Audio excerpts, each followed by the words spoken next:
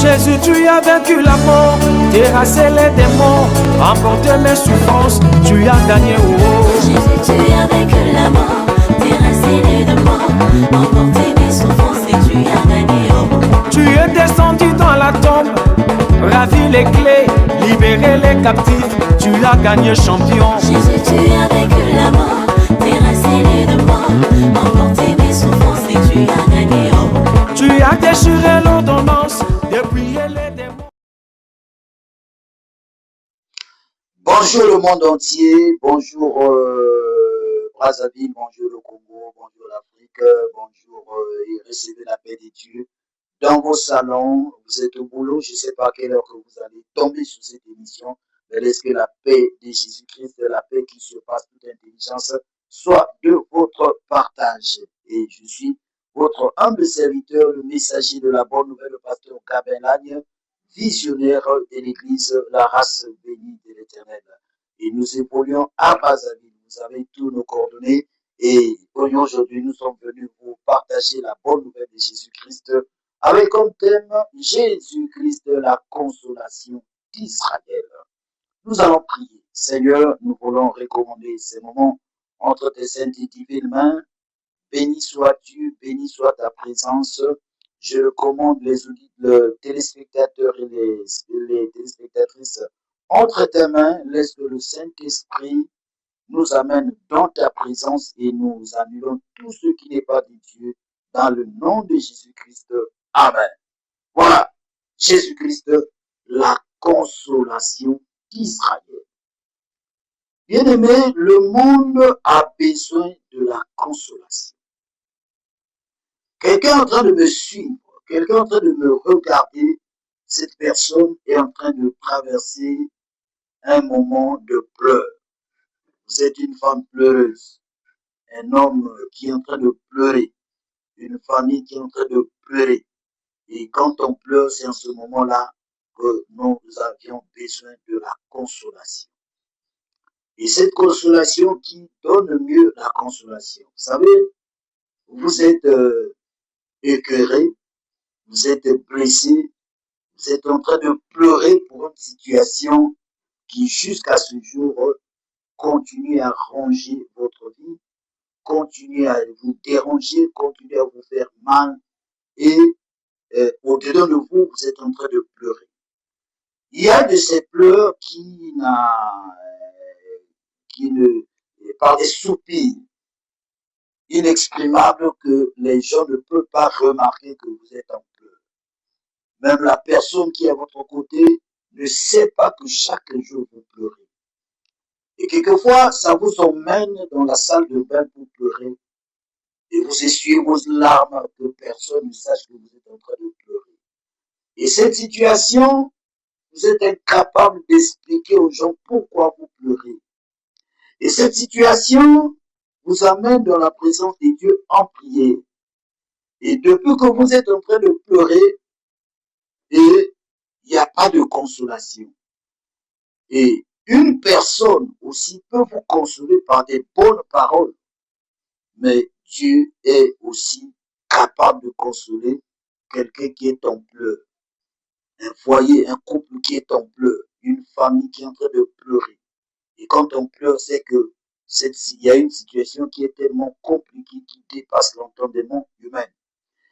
Et selon l'histoire de la Bible, il y a des gens aussi qui ont pleuré. Et jusqu'à aujourd'hui, les gens aussi pleurent. Il y a de ces familles qui sont endeuillées, qui ont perdu un être cher, un barbare de la famille, qui peut-être d'une manière à une autre, la personne est succombée, la personne est décédée et on a perdu un être cher. Et quand on perd un être cher, vous savez que, étant humain, c'est insupportable. Les rois de ce monde ont aussi pleuré. Les rois de la Bible ont pleuré. David, son enfant était tombé malade. David, homme selon le cœur de Dieu. Mais Dieu a permis que l'enfant de David meure. Mais avant que l'enfant meure, David a pris tout son temps à prier Dieu, à demander à ce que le Seigneur puisse guérir l'enfant. il a demandé à Dieu que cet enfant ne meure pas. Et mais comme le Seigneur est souverain, il a plu au Seigneur de rappeler l'enfant de David, le fils de David. Et pendant tout ce temps, vous savez, David a pleuré de sa manière. Mais par contre, il a dit, mais c'est Dieu qui a donné, c'est Dieu qui a repris. Il a glorifié le nom de Dieu. Et David a été consolé de lui-même. Parce qu'après là, il a fait sa toilette, il s'est levé, il a oublié, et c'était comme ça. Vous savez, dans de tels moments de désastre, de désarroi, d'amertume, d'angoisse, on a besoin de la consolation. Je nous les bantous, quand vous perdez quelqu'un, les gens viennent à vos côtés. Vous êtes malade, il y a des gens qui viennent au chevet de votre lit pour vous consoler, pour vous apporter le soutien, le réconfort, pour garder la morale. Mais est-il que il y a d'autres consolations qui ne suffisent à rien? Quelqu'un peut vous consoler par des paroles, mais malgré ces paroles, vous sentez toujours la douleur et vous avez des larmes. Et vous dites c'est fini pour vous. Comment faire? Ici, nous parlons, nous décortiquons le thème Jésus-Christ est la consolation d'Israël. Selon l'histoire d'Israël jusqu'à nos jours, je ne parlerai pas de la réalité d'aujourd'hui, mais je parlerai Israël avant la venue du Seigneur. Nous allons lire ici Luc chapitre 2. Luc chapitre 2, à la naissance du Seigneur Jésus-Christ. Il y eut un homme. Et cet homme s'appelle Siméon. Qu'est-ce qui est arrivé quand le Christ était né? Luc 2, 25 nous dira mieux. Quand Jésus est né, dans Luc 2, Luc chapitre 2, verset 25 dit, et voici, il y avait à Jérusalem un homme appelé Siméon. Cet homme était juste et pieux. Il attendait la consolation d'Israël et l'Esprit était avec lui. L'Esprit Saint était avec lui. Bien-aimé, Siméon était un homme craignant Dieu, juste, un homme pieux. De telles personnes, à nos jours, sont devenues tellement rares que et Siméon attendait le salut d'Israël. Siméon attendait la naissance du Messie. Et Dieu avait demandé, avait dit à Siméon, tu ne mourras pas sans que tu aies vu mon salut. Et ce salut, c'était la venue du Messie. Et le jour où le Seigneur était né, on apporta l'enfant et Siméon a vu l'enfant, il a reçu l'enfant entre ses mains parce que c'était le Messie qui allait apporter la consolation d'Israël. Et quand Siméon a reçu l'enfant, il a béni le Seigneur parce que j'ai vu ton salut, j'ai vu la consolation. Et donc c'est Jésus-Christ qui était la consolation d'Israël pendant qu'Israël était sans Dieu, sans salut, sans sauveur. Mais Dieu avait prédit cela par des prophètes des temps anciens. Et voilà que le Messie est né. Et quand le Messie est né, c'est là que Siméon a béni le Seigneur parce qu'il a vu Jésus-Christ, la consolation d'Israël. Bien-aimés, vous êtes en train de traverser un moment compliqué dans votre vie. Je ne sais pas quelle est votre situation, maman. Vous êtes dans un foyer où vous n'avez pas la paix. Vous êtes angoissé. Il y a un problème qui vous cœur. Il y a un problème qui vous fait mal. Il y a un problème il y a une situation qui vous dérange, qui vous fait manquer même le sommeil, qui vous donne, vous n'avez plus l'envie de vivre parce que trop c'est trop.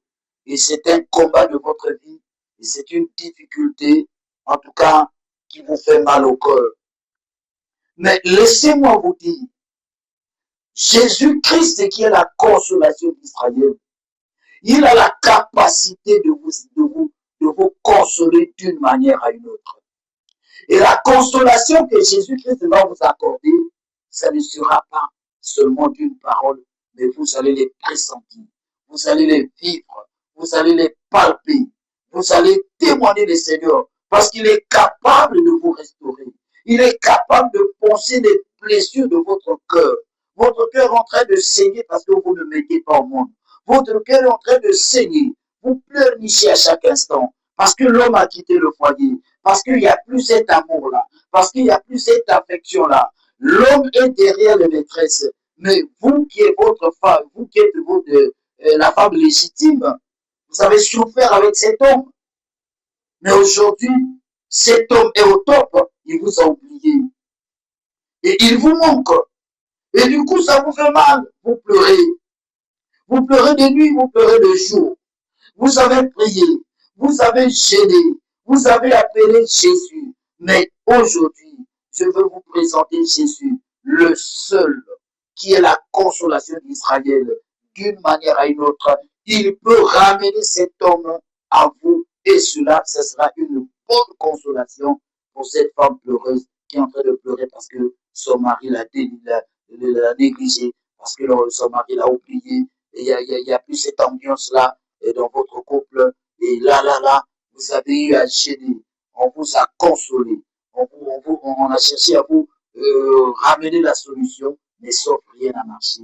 Et pendant que je parle, moi j'ai foi. Le Jésus que je prêche, lui qui est la consolation d'Israël, qu'il rentre dans votre foyer, qu'il apporte la consolation. Même vous qui ne mettez pas au monde, Christ qui est la consolation d'Israël, qu'il fasse quelque chose afin que les choses changent. Et je suis venu dire à quelqu'un, je suis venu annoncer au monde, partout il y a des pleurs, appelez Jésus, demandez à Jésus que lui seul, même vous qui êtes malade, lui qui est capable de donner la consolation. Parce que quand il y aura guérison, en ce moment, ce sera la consolation. Et cette consolation, ce ne sera pas seulement spirituelle, mais même physique. Vous allez pressentir en vous que vous êtes consolé, la douleur partira, la maladie partira, et c'est maintenant que le miracle est possible, que Jésus-Christ apporte la consolation.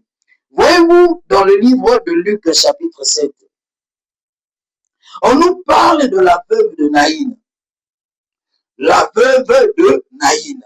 Déjà, la première des choses, c'était une veuve. Une veuve, c'est-à-dire quand la mort arrive. Voilà pourquoi un frère a chanté sur l'impolitesse de la mort. Parce que quand on se marie, il y a un souhait que seule la mort finira par nous séparer. Mais écoutez, pour le cas de cet homme, pour elle, ce n'était pas encore le temps que son mari meure. Ce n'était pas encore le temps. Et la mort est rentrée. L'homme est parti. Et la femme a pleuré. La femme était encore dans son deuil. Pendant qu'elle avait encore cette blessure-là. Vous savez, quand on perd un être très cher de la sorte, c'est pas facile. Les gens peuvent venir vous consoler de leur manière. Mais cette consolation n'aboutira à rien. À rien, à rien. Moi, je suis passé par là. Je suis passé par là pendant que la fatalité était arrivée. Je ne pouvais pas. Les gens venaient. Mais je ne sentais rien. Et je m'agenouillais pendant cette traversée pour demander la consolation. Et si je vous parle sur la consolation, parce que moi, je me dis que le Seigneur m'a consolé et il est en train de continuer à me consoler. Et voyez-vous que la veuve, père, avant qu'elle devienne veuve, il avait son mari. Il s'aimait. Il s'aimait. Et voilà que le mari est parti. La femme est restée seule. Et quand la femme est restée seule, c'était maintenant une nouvelle vie à recommencer. L'ambiance qu'on avait auparavant, il n'y avait plus. Et de ce quoi, souvent dans des foyers, c'est l'homme qui est le capitaine du bateau. C'est l'homme qui est le patron du foyer. C'est l'homme qui est le chef du foyer. Mais l'homme, le mari est parti. Et de sur quoi les veuves de par le monde ont été toujours été négligées par les siens, par exemple. Une veuve chez nous les Bantous, bien aimé, est toujours négligée. Nous connaissons aussi l'histoire de cette veuve qui partait rendre compte, qui partait chercher justice chez le juge unique devant sa partie adverse. Et donc, ce sont des réalités qui sont arrivées dans le monde quand la veuve, quand le mari part, les gens s'accaparent des biens.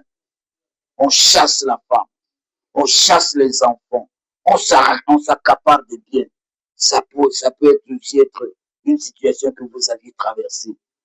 Il est dit dans la parole de Dieu, notre Dieu est le Dieu des veuves, le Dieu des orphelins. Et celui qui prend soin des veuves, c'est lui qui prend soin des orphelins. Même en ce qui concerne l'organisation de l'Église. Dans l'Église de Pierre, on avait toujours des diacres qui prenaient soin des veuves. Et jusqu'à nos jours, il y a des organisations qui aujourd'hui prennent soin des veuves et des orphelins.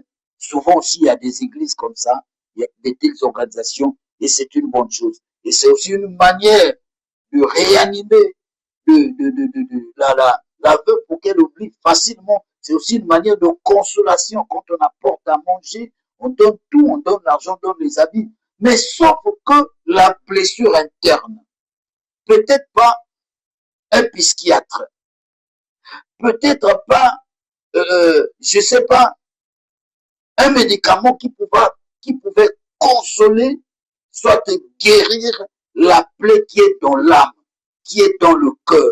Parce que quand c'est comme ça, la personne pleure au-dedans d'elle. Et donc, la veuve de Naïm traversait cette étape-là. Le mal, c'était beaucoup plus dans le cœur. Et pendant que je parle, il y a aussi des gens qui ressentent ce mal. Toutefois, on n'a pas perdu un être cher, mais une situation compliquée qui vous met mal à l'aise. Alors, je disais que Dieu, Jésus, qui est la consolation d'Israël, a une manière ou une autre, il peut aussi donner la consolation à quelqu'un, par exemple quelqu'un qui dans sa vie rien ne marche. Il n'a pas le boulot. Mais Dieu ouvre une porte, il trouve le boulot, c'est la consolation. Mais cette veuve de Naïm, qu'est-ce qui pouvait remplacer son homme? Qu'est-ce qui pouvait remplacer son mari? Et du jour le jour, elle était toujours en deuil. Les voisins, la famille, les intimes, les amis pouvaient venir, mais n'étaient pas toujours consolés. Ça peut être votre cas. Vous savez, il y a des gens qui sont faibles. En quoi? Devant une situation, quelqu'un peut se dire, je dois me droguer. Je dois prendre de l'alcool pour oublier, pour être consolé. Et vous savez, après la boisson, la situation peut encore s'empirer davantage. Et vous revenez encore dans cette histoire-là. Alors, cette veuve de Naïm, elle qui avait perdu le mari, le seul espoir de cette femme, c'était l'enfant, c'était le fils. Parce que, étant veuve, le mari lui avait laissé avec un seul enfant. Et un matin comme ça, l'enfant tombe, l'enfant succombe. Imaginez-vous. Le premier choc n'est pas encore terminé. Et voilà qu'il y a le deuxième choc. Mais pourquoi pas elle aussi pouvait devenir la troisième victime. Parce qu'elle ne pouvait pas aussi supporter cela. Comment l'homme meurt? Et du coup, le fils qui me consolait, parce que cet enfant était devenu comme une consolation. de sorte que le mari n'est pas. Mais quand la femme regarde l'enfant, la femme se dit en tout cas non, non. Et l'enfant le faisait oublier cela. Mais du coup, l'enfant succombe. Oh, mettez-vous à cette femme, mettez-vous à la place de cette femme. Et là, de par le monde, il y a des personnes qui, dans leur vie, il y a succession de malheurs, succession de problèmes, succession de difficultés. On prie comme on ne prie pas. On se dit, Dieu nous a abandonnés. On se dit, Dieu nous a lâchés. Et il y a des hommes de Dieu aussi qui sont en train de traverser des situations compliquées. Des événements malheureux qui se succèdent dans le ministère. Le ministère, on peut tout perdre. On cherche le péché, on ne trouve pas. Et on se dit, pourquoi Dieu permet tout cela? Mais une seule chose est vraie. J'ai toujours dit, il est écrit. Même Job, qui a dit, mon Rédempteur se lèvera le dernier. Et la Bible dit, le Seigneur notre Dieu est capable de relever son serviteur, même s'il tombe 7 fois. Et il est écrit, le malheur atteint souvent le juste, mais l'Éternel l'en délivre toujours et toujours. Vous êtes juste devant Dieu. Vous avez une alliance avec Dieu. Les situations qui vous arrivent ne veut pas dire que Dieu vous a abandonné. Ne veut pas dire que Dieu a détruit cette alliance. Non. Il y a des situations qui arrivent. Cela est une volonté permissive de Dieu. Et quand cela arrive, on a toujours tendance à demander à Dieu, qu'est-ce que Dieu veut m'enseigner dans cette histoire? Et Jésus-Christ est la consolation d'Israël. Il y a une personne qui me regarde, qui est en train de me suivre, qui est blessée, qui est tombée, qui est par terre, parce que tout est parti. Et vous commencez à poser des questions, d'où vient ce malheur? Pourquoi Dieu a permis cela? Oui, pour le cas de Job, Dieu avait permis cela, pour la gloire à venir. Et aujourd'hui, je vous présente Jésus comme étant la consolation. Oui, il est dit, le Saint-Esprit est le consolateur. Mais ici, il s'agit de Jésus-Christ qui est la consolation d'Israël. Et hier, si Christ a consolé Israël, hier, si la naissance du Messie a donné cette garantie du salut, a donné cette garantie de la consolation, aujourd'hui, ce Christ n'est pas seulement la consolation d'Israël, mais que Christ soit votre consolation. En une année, vous avez perdu des gens. En un temps record, vous traversez des moments compliqués. Cela est arrivé. Mais je prie à ce que le Seigneur vous console, qu'il ouvre des portes, qu'il vous visite, qu'il vous fasse du bien. Et il est capable de stopper cette maladie. Il est capable de stopper cette hémorragie que vous êtes en train de subir. Et de la même manière, pendant que cette femme était en train d'abord de pleurer, son homme, et pour la deuxième fois, c'était le fils. Les gens du village étaient à ses côtés pour la consoler. Mais cette consolation ne suffisait pas. Et le jour de l'enterrement, ils ont formé un cortège funèbre. Direction cimetière. Et en ce moment-là, la femme s'est dit, c'était fini. Et je me pose des questions, même si ce n'est pas écrit. Est-ce que cette femme se disait que, à quoi bon de rester en vie? Est-ce que cette femme avait, elle ne pouvait pas supporter, elle pensait au suicide? Oui, quelqu'un peut penser au suicide pendant que je parle, je ne sais pas. Parce que nous avons connu des cas comme ça dans le monde, de par le monde. Les gens se font suicider parce qu'ils n'arrivaient pas, ils ne savaient pas comment gérer cette histoire. Et mais moi, je me dis que se suicider, ce ne sont que des lâches qui cherchent à se suicider. Ce ne sont que des naïfs qui cherchent à se suicider.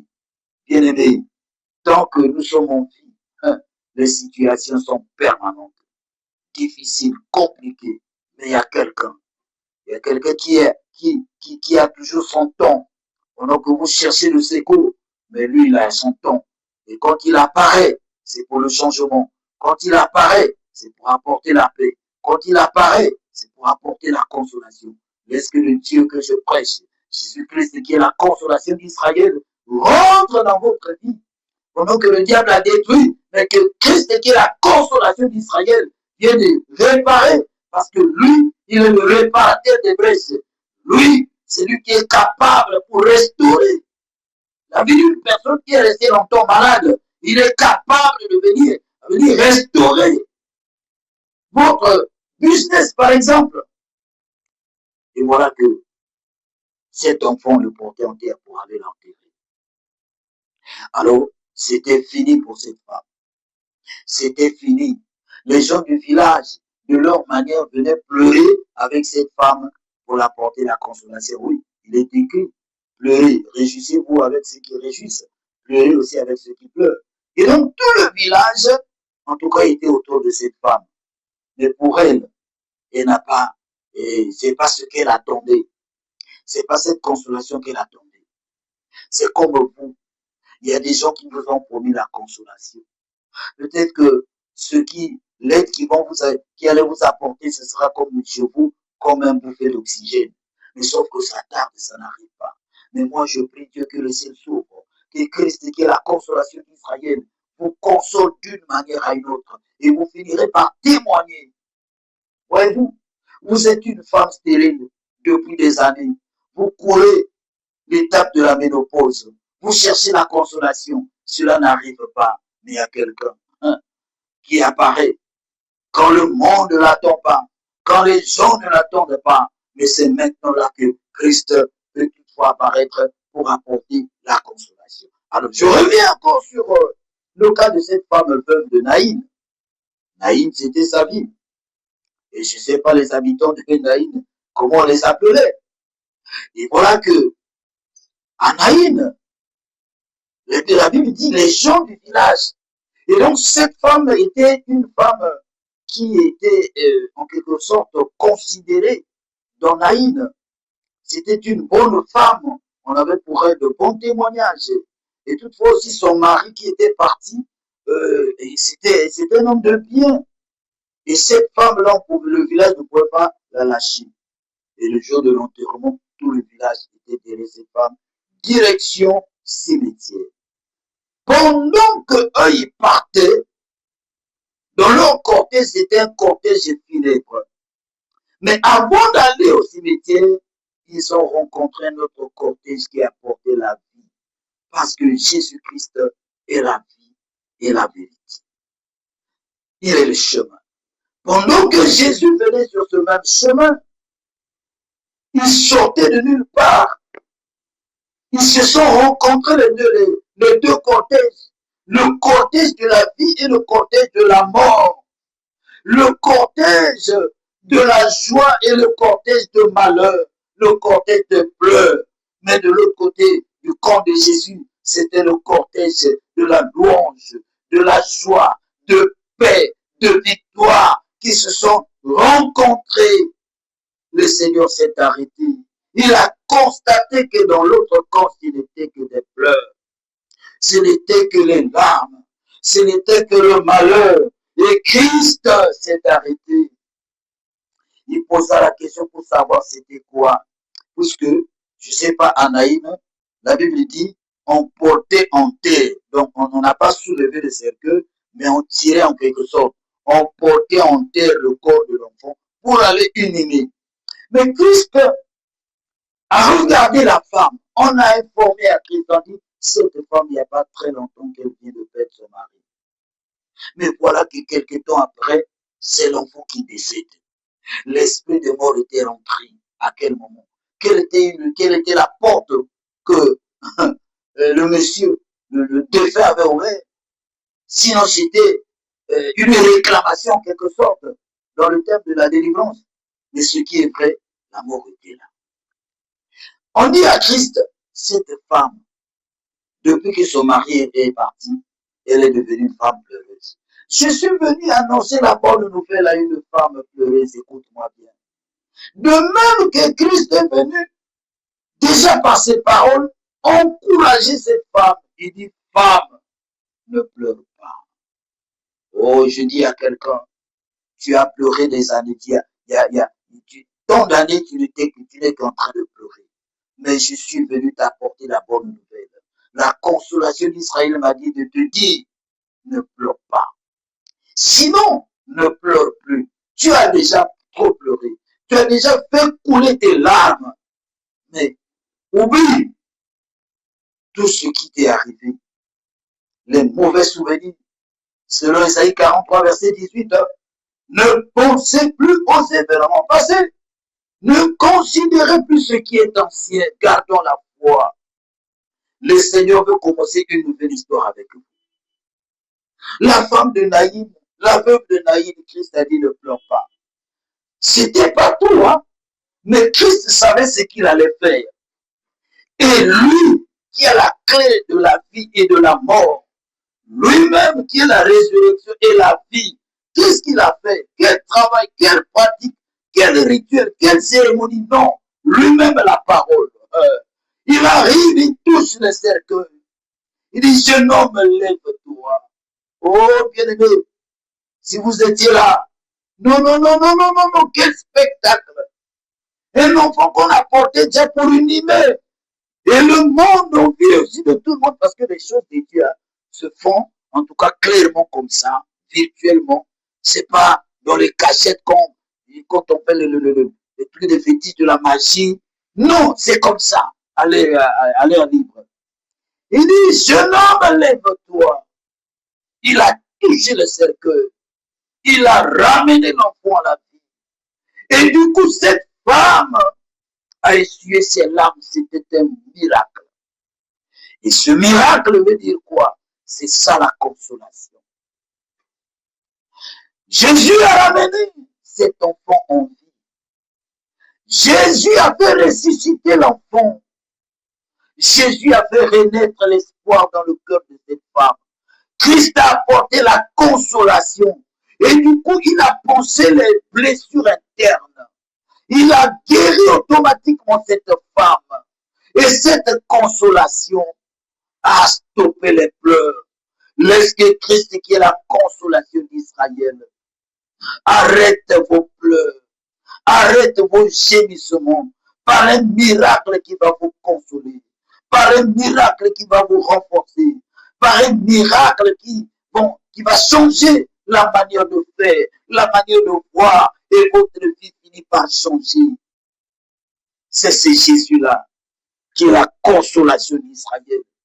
Console un boss, console un entrepreneur, un homme d'affaires qui est en train de me suivre, mais qui est en train de traverser des moments difficiles de dette, de blocage, de limitation, vous le savez.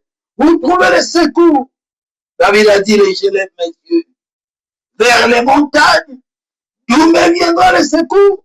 Le secours me viendra de l'Éternel qui a fait les cieux, c'est la terre. Oh bien-aimé, pendant que vous me regardez dans votre chambre, c'est au bureau, laisse que Jésus-Christ, qui est la consolation d'Israël, console toute personne qui me regarde. Je ne sais pas à quel moment, je ne connais pas votre position, je ne sais pas quel est votre problème, je ne sais pas qu'est-ce qui vous fait pleurer. Qui vous fait pleurer? C'est une personne qui vous fait pleurer. Non, que Jésus-Christ, qui a apporté la consolation. Et voyez-vous que l'enfant qu'on portait pour une aînée, non. Ils se sont retournés pour repartir à la maison. La maman a pris son enfant. Non, c'était dans l'étonnement. Quelle merveille de Dieu, quel miracle. C'est ce que le Seigneur est capable. Lui qui est la consolation d'Israël. Je me rappelle, il n'y a pas très longtemps, j'ai connu un jeune couple. Un jeune couple, ils sont restés des années sans mettre au monde. Et c'était des pleurs. La femme a même décidé de quitter, d'abandonner, de se séparer. Et pendant ce temps, ils ont sillonné aussi des églises pour aller chercher la consolation. Et la consolation était que la femme tombe enceinte. La consolation était que l'enfant vienne, parce que quand on se marie, c'est pour faire les enfants.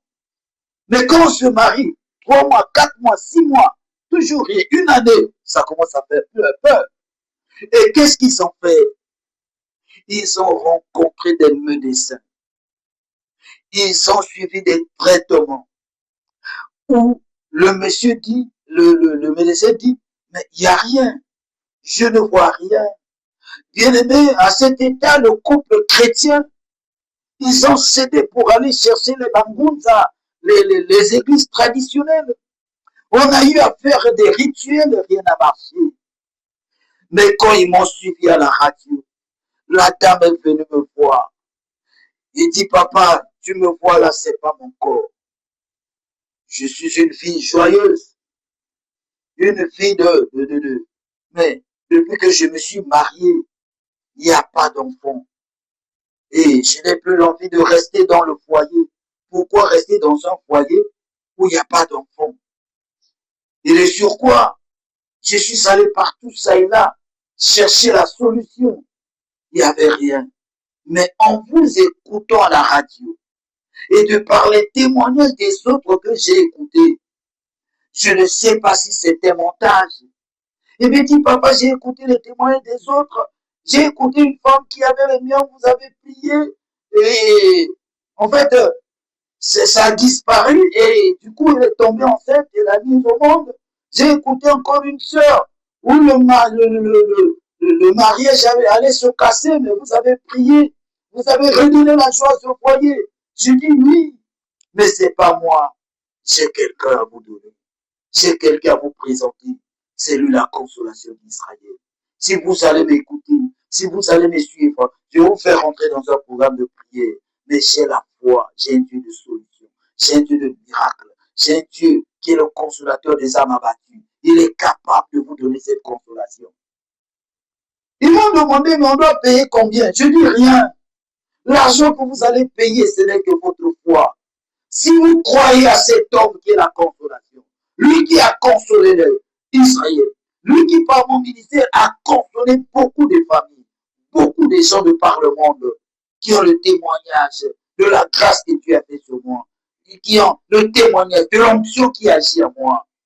Croyez seulement, ça ne va pas tarder. Vous savez, j'ai prié, je leur ai donné un programme de prière.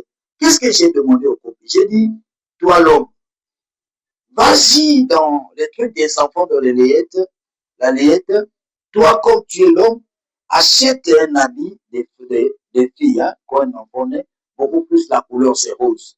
Mais toi, femme, achète un habit d'un bébé garçon. Et nous allons voir qui va gagner. Et moi, j'ai communiqué l'option sur ces habits-là. Et je leur ai recommandé chaque fois à la maison d'aider les habits, prier, demander à Dieu si il est aussi capable, si vous avez de la foi, il est capable, mon Dieu, donne même des jumeaux, des jumelles. Alléluia. Des triplés. Et donc, prier avec ça par la foi, moi je resterai dans ma permanence et je continuerai à prier pour vous. Cela ne tarderait pas. Oh non, il est vivant. Alléluia. La consolation d'Israël est vivant. Bien aimé, quelque temps après, ça n'a pas pris du temps, la fille est tombée enceinte. La consolation a commencé. Et du coup, jusqu'à 9 mois, elle a mis au monde. Hier même, là, j'étais au téléphone avec elle. Dieu a consolé le couple. Il y a maintenant la joie, la paix. Et voilà pourquoi je disais, d'une manière à une autre, le Seigneur sait comment apporter la consolation. Et de par là, parce que je cours là déjà peut-être pour chuter, je clôture avec l'histoire de la veuve et Jésus a redonné la vie à son enfant. Et la dame, la veuve, a pris l'enfant, elle est partie continuer la vie. Elle était consolée. Qu'est-ce qui a apporté la consolation? Qu'est-ce qui a fait qu'elle était consolée? Parce que la consolation d'Israël a ramené son fils à la vie. C'est Jésus qui est la consolation d'Israël. Peut-être que vous n'avez pas perdu quelqu'un, mais vous avez perdu votre emploi. Vous êtes atteinte d'une maladie grave, chronique. Est-ce que ce est possible? Oui. Contactez-moi. N'hésitez pas de par le monde. Rentrez en contact avec cet homme que vous regardez, que Dieu a doté d'une grâce particulière. Il y aura des émissions où nous allons seulement faire passer des témoignages, ou des personnes qui étaient très très malades, mais nous avons eu à prier et la consolation d'Israël a guéri ces personnes. La consolation d'Israël a rendu la vue aux aveugles de par mon ministère. La consolation d'Israël a restauré des fous qui aujourd'hui sont. La consolation d'Israël a ramené des gens en vie, c'est-à-dire la personne était déjà morte, mais nous avions eu à prier. Dieu les a ramenés en vie. Le Dieu que je vous prêche a restauré la vie de beaucoup, a donné du boulot, a rendu prospère des gens. Il est capable de vous consoler. Vous êtes dans la précarité, vous êtes dans la pauvreté. N'hésitez pas de contacter cet homme que vous regardez. Le ciel est ouvert. Alors, donc, Christ qui a consolé cette veuve est capable. Tout Naïn était dans l'étonnement. Et ce que Dieu fait du surnaturel finira par étonner le monde. Quand nous allons rentrer en contact, je me mettrai à prier pour vous et finalement vous finirez aussi par témoigner. C'est Dieu qui m'a toujours utilisé dans ce ministère, n'a pas changé. Vous êtes en train de traverser, je ne sais pas, qu'est-ce qui vous fait pleurer? Qu'est-ce qui fait pleurer le couple? Qu'est-ce qui fait pleurer toute cette famille-là? Oui, bien aimé, il est la consolation. Il ne vient pas seulement consoler avec des paroles. Voyez-vous qu'il a consolé cette femme-là en disant ne pleure pas. Mais après, il a opéré le miracle. Et le miracle, le surnaturel, c'était un moyen auquel que Dieu utilise pour consoler. Et le surnaturel, c'était un domaine réservé à lui seul. Il est au-dessus des magiciens. Il est au-dessus des satanistes. C'est ce qui est la consolation d'Israël. Vous êtes malade, rentrez en contact. Même par un appel téléphonique, une déclaration qui viendra de ma bouche finira par guérir quelqu'un qui est très malade. Parce que c'est le cas que Dieu m'a toujours utilisé. Il y a des gens de par le monde auxquels je suis rentré en contact en priant. On ne s'est jamais vu comme ça physiquement. Mais rien que par la communication, par les prières. Et Dieu a fini par les consoler. Ne pleure pas. Jésus a dit à cette femme, ne pleure pas. Même, je ne sais pas, vous êtes une famille pleureuse. Un couple qui sont en train de pleurer. Mais la bonne nouvelle d'aujourd'hui, ne pleurez plus. Il y a un miracle qui cloche. Il y a un miracle qui arrive. Il y a un miracle qui va changer les pleurs en rire. Qui va changer votre état. Qui va vous apporter la paix. L'espoir de vivre encore. Et c'est lui la consolation d'Israël. Je disais, je m'en vais clôturer. Mais par une femme que Dieu a consolée. Une femme pleureuse. Dans 1 Samuel, chapitre 1er, je ne reviens pas sur la situation de cette femme Anne, qui était, bien aimée, harcelée par sa rivale, être insultée. Elle était en quelque sorte, on cherchait à l'humilier, comme le monde cherche à vous humilier. On vous humilie à chaque instant. Et ça vous fait pleurer. On vous accuse faussement. Vous n'avez personne pour faire justice. Quoi que vous cherchiez à vous justifier, personne ne vous écoute. Parce que le monde, les hommes, les gens se sont décidés à vous humilier. Vous êtes dans un mariage, mais on vous a toujours humilié. Vous êtes dans un environnement, où les gens vous humilient toujours. Et vous vous posez des questions, pourquoi ça? On m'accuse faussement, on me traite de tout et de quoi. Et vous commencez ça commence à vous mettre mal à l'aise.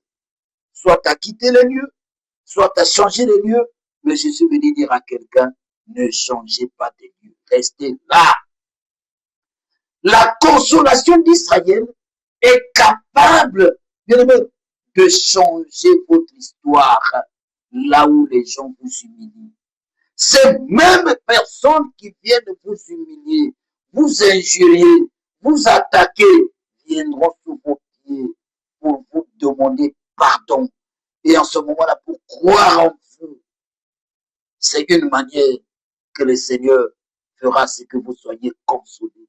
Jésus-Christ est la consolation d'Israël, nous a donné ce mandat, cette mission, d'apporter cette bonne nouvelle qu'il est la consolation d'Israël.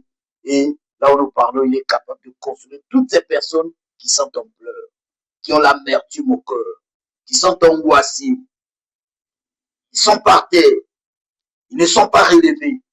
Mais lui, la consolation d'Israël est capable. Christ a relevé cette femme, je parlais de cette femme Anne.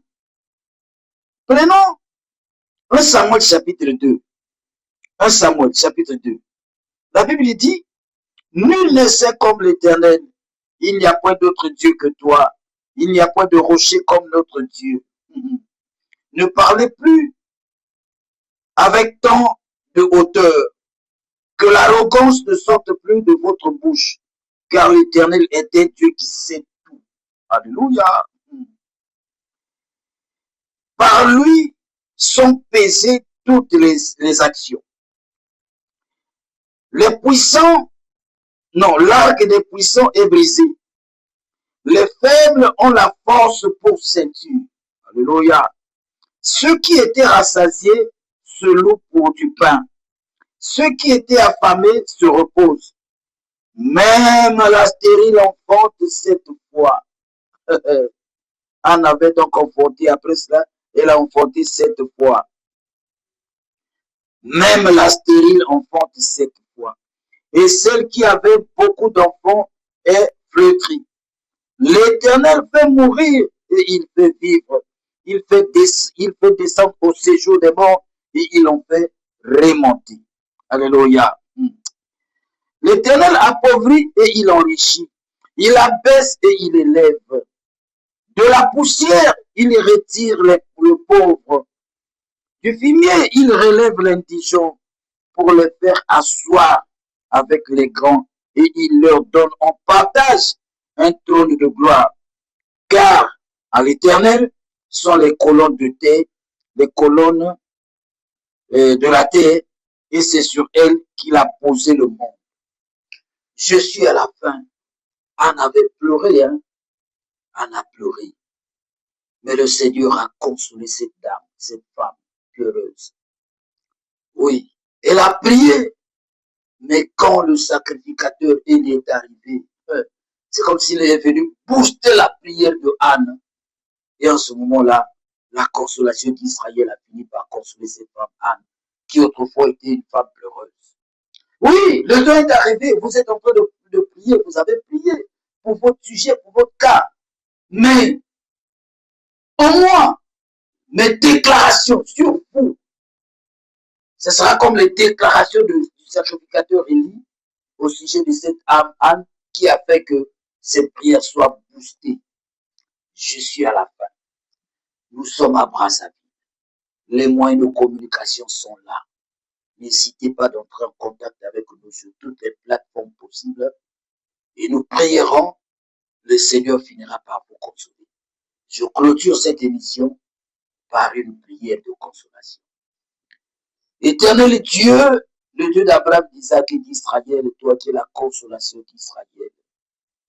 Pendant que je prie, il y a une femme pleureuse qui est convaincue de ce message. Laisse que toi, le Dieu d'Israël, étends ta main afin que tu puisses consoler cette dame.